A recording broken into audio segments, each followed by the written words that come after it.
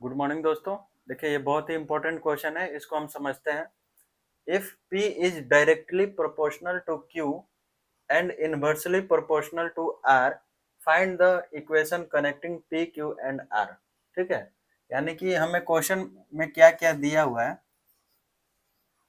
P is directly proportional मतलब कि अगर P इंक्रीज होगा तो Q भी इंक्रीज होगा।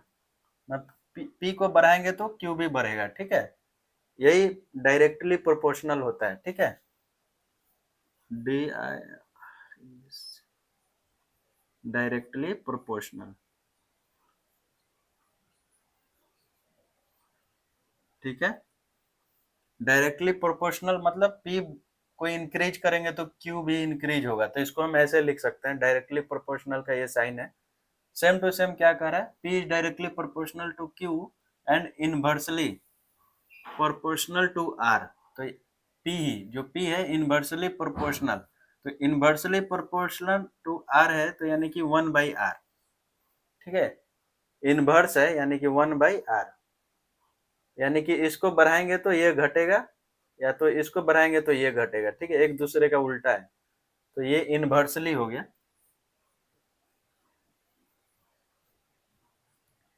Inversely proportional. ठीक है, तो इनवर्सली में मतलब इसको इंक्रीज करेंगे तो ये डिक्रीज होगा, इसमें डायरेक्टली में ये इंक्रीज करेंगे तो ये भी इंक्रीज होगा, ये डिक्रीज करेंगे तो ये भी डिक्रीज होगा।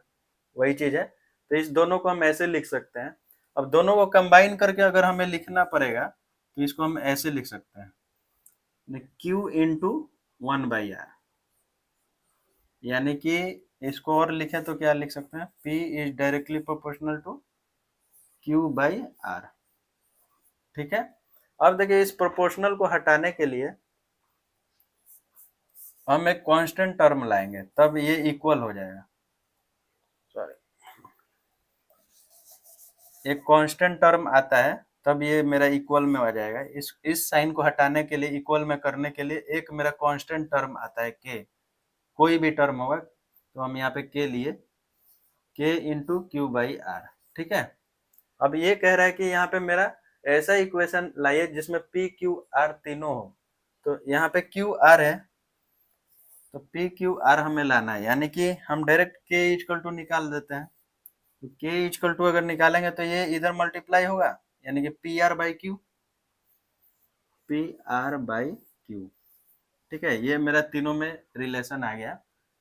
Find the equation connecting P Q R तीनों में एक इक्वेशन आ गया, यही मेरा इक्वेशन आ गया। ठीक है, तो जो चीज दिया हुआ था उसको ऐसे समझेंगे, P is directly proportional to Q, P is inversely proportional to R, यानी कि 1/R। ठीक है, इस दोनों को अगर हम कंबाइन करेंगे तो P proportional to Q into 1/R। ठीक है, यानी Q/R। इस साइन को हटाने के लिए हम एक कांस्टेंट टर्म लिए, वो हुआ K। यहाँ पे क्या है, constant term, K equal to constant term. ये फिजिक्स में ऐसे यूज होता है, तो वही इस साइन को हटाने के लिए कांस्टेंट टर्म लेते हैं। तो ये वही k का वैल्यू PR/Q, तीनों का कंबाइन फार्मूला हो गया, इक्वेशन। बहुत ही अच्छा चीज है समझने के लिए। थैंक यू दोस्तों।